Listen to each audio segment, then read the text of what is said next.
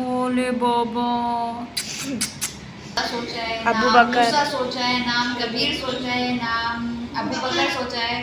मुझे अबू बकर नाम बहुत पसंद है। वो बाइकआउट लोग ग्राउंड में कर रहे थे, क्यों कर रहे हैं बाइकआउट? इतने टाइम पैसे बटोरे और जो है ना उसका बेचारी का केस खराब किया। आप आई भी नहीं, इतनी सुबह से ये इतने दर्द से चीख रही है। आराम से जिस बंदी का नॉर्मल हो सकता है उसमें भी आपको ऑपरेशन करना है, ये हालत है। ये अभी जलाया है आपने, पीछे हटो इब्राहिम।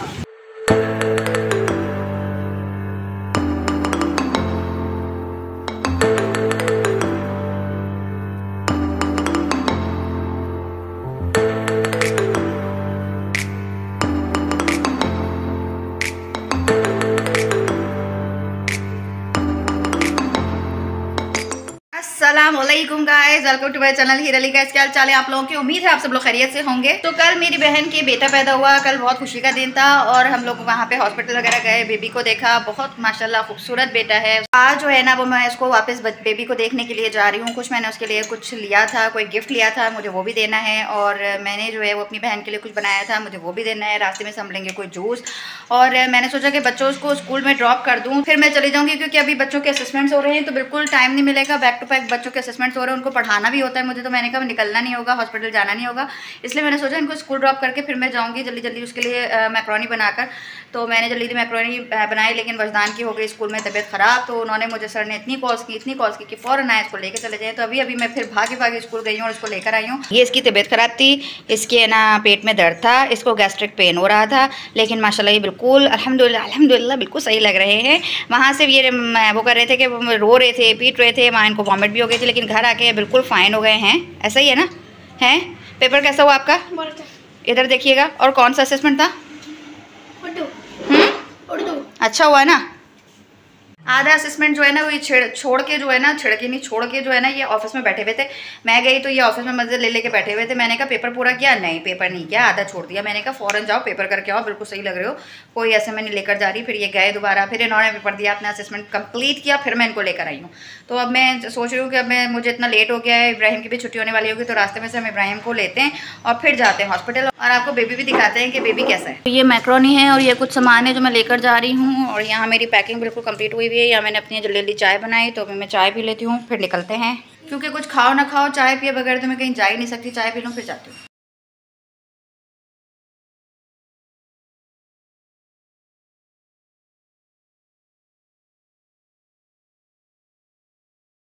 चलो चलो इब्राहिम जल्दी, बजी जल्दी चलो। बड़ा जूस चाहिए मुझे, ये वाला दे दें। हाँ नहीं, मम्मी की तबीयत ख़राब नहीं हो रही, हम मम्मी को देखने के लिए जा रहे हैं। और इब्राहिम को मैंने ले लिया स्कूल से। इब्राहिम बहुत खुश हैं कि इनकी जल्दी छुट्टी करा दी मैंने आज, है ना इब्राहिम? बड़े खुश हो रहे हैं आप। चलें बैठे। तो हॉस्पिटल हम लोग पहुंच गए हैं। कौन सा रूम है इब्राहिम? ये रूम था ना अंधेरा हो रहा है कॉरिडोर में। अस्सलाम वालेकुम मरियम।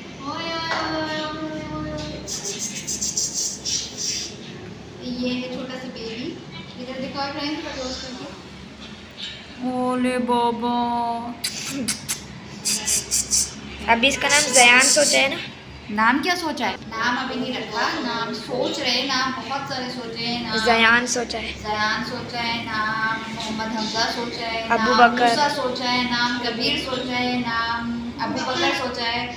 मुझे अबू बकर नाम बहुत पसंद है और मैं वजदान का भी रखना चाह रही थी।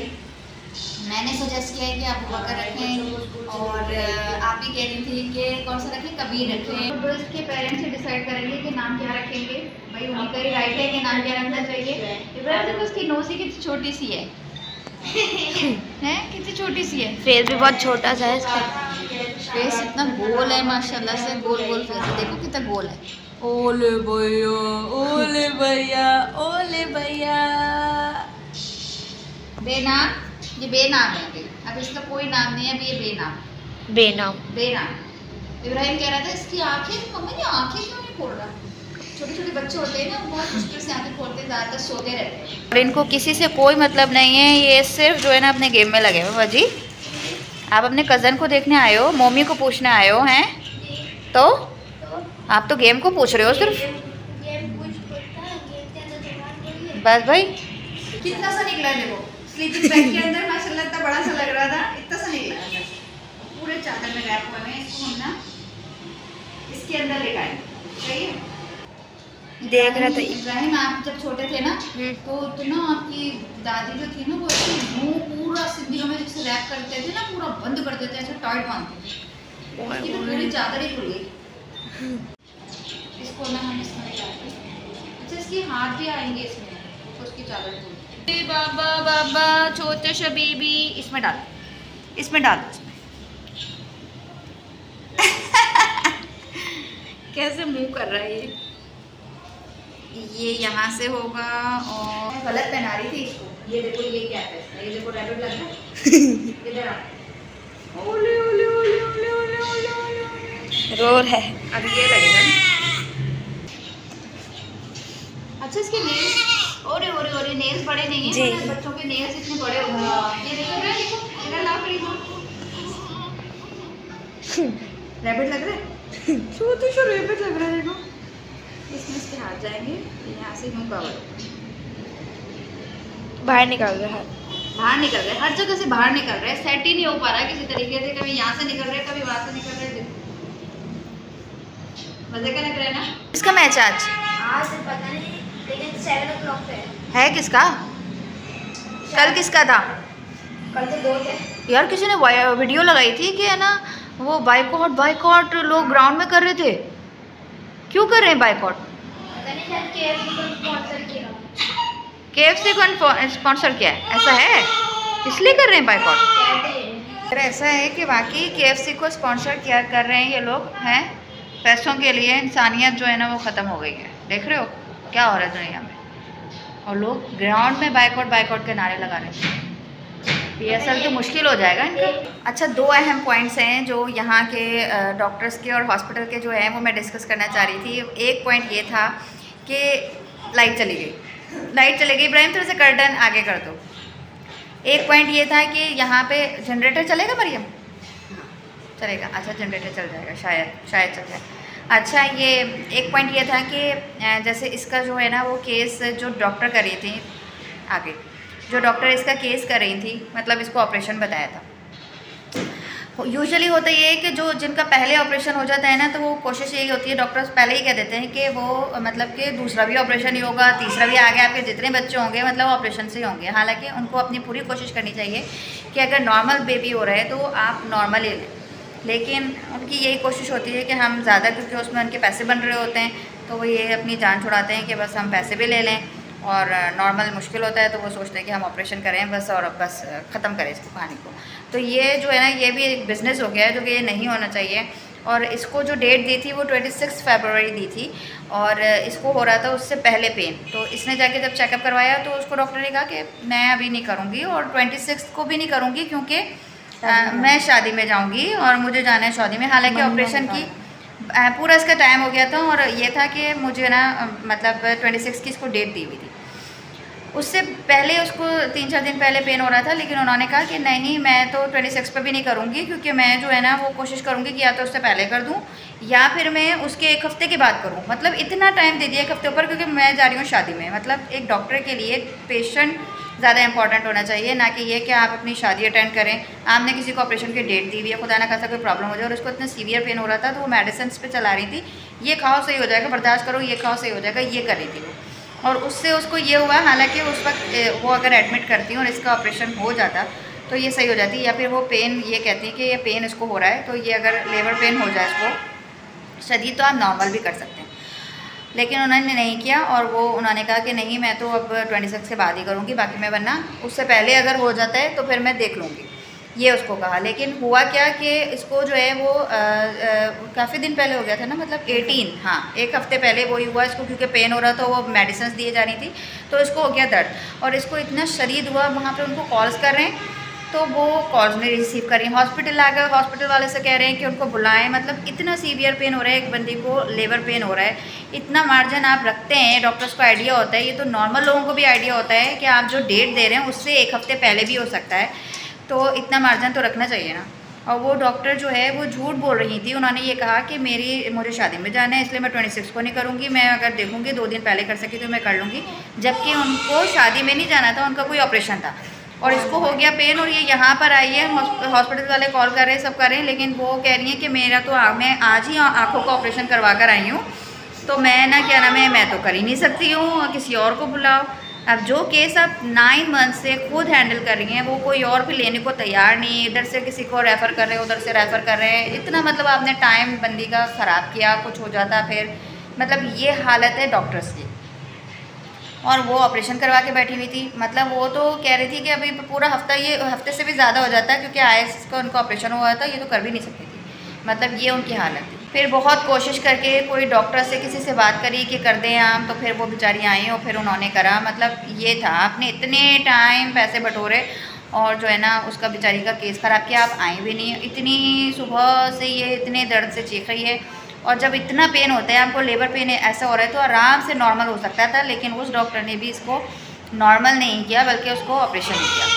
तो मतलब ये खामखा आपके पेशेंट को 3-3 दिन यहाँ पर रखें, उसके पैसे बनाएं और उसके ऑपरेशन के पैसे डॉक्टर बटोरे। आप खामखा जो है ना वो किसी के इसमें कितनी सेहत ख़राब होती है, कितनी ज़्यादा जो है ना वो कंडीशन ख़राब होती है ऑपरेशन के बाद, तो इसको सर्वाइव करना बंदे को मुश्किल हो जाता है। तो मकसद ये है कि डॉक्टर्स ने ना आजकल बस है ना सिर्फ पैसों से मतलब हो गया है और कोई मतलब नहीं है। आराम से जिस बंदी का नॉर्मल हो सकता है उसमें भी आपको ऑपरेशन करना है, ये हालत है यहाँ की। मतलब आप ये चेक करें। और दूसरा एक और पॉइंट था जो मैं भी आपको बताती हूँ, मैं बल्कि दिखाती हूँ। अच्छा, यहाँ पर ना सैनिटरी पैड्स की जगह पर जो है ना वो ये यूज़ की जा रही है, ये कॉटन है और ये लोग इस्तेमाल कर रहे हैं। जब नर्स ये यूज़ कर रही थी तो मैंने उसको कहा कि आप ना ये आपको तो ये यूज़ नहीं करनी चाहिए, ये तो बहुत हार्मफुल होते हैं। डिलीवरी के बाद नॉर्मल हो या ऑपरेशन हो तो उसके बाद ये नहीं यूज़ करनी चाहिए। वो कह लगे हमें डॉक्टर से कहते हैं कि यही लगाने, मतलब वो डॉक्टर्स ने उनको ये रिकमेंड किया है। यहाँ ये हालत है, मैं हॉस्पिटल का नाम नहीं लूँगी, लेकिन ये मतलब हॉस्पिटल्स में दिया जा रहा है, ये देखें। और कॉटन की भी हालत आप देखें, जो लिहाफ गद्दों के अंदर जिस तरह की कॉटन्स पहले ज़माने में डाली जाती थी, ये उस टाइप की कोई कॉटन है। मतलब इतनी अवेयरनेस और इतने अब तो एड्स आने लगे हैं और इतनी अवेयरनेस हो गई है कि आपको जो है ना वो सैनिटरी पैड्स यूज़ करने चाहिए। और यहाँ पर ये यूज़। और हम यहाँ पे रुके हैं दहली नहारी लेने के लिए और नान लेने के लिए। नान इतने करीब से मैंने कभी भी नहीं देखे बनते हुए। ये मैं फर्स्ट इब्राहिम दूर हो जाओ, गर्म हो रहा है, ये गर्म हो रहा है, ये बहुत गर्म है बेटा, ये तंदूर है, ये तंदूर। ये डिफरेंट लग रहा है तंदूर, मुझे मॉडर्न तंदूर लग रहा है। ये रोटियां इस तरीके से बन रही हैं यहाँ पे तंदूर की। ओहो, जला रहे हैं ये अभी जलाया है आपने। पीछे हटो इब्राहिम, पागल भाई। बता तो होते हैं, इतनी ज़ोर से धमाका कर रहे हैं, बच्चा खड़ा है तो बताएं तो सही कि ऐसे आवाज़ आएगी। इतनी ज़ोर की आवाज़ आई है जैसे कुछ सिलेंडर फटा है ऐसे। मतलब बता भी नहीं रहे कि बच्चों को कह भी नहीं रहे दूर हट जाए।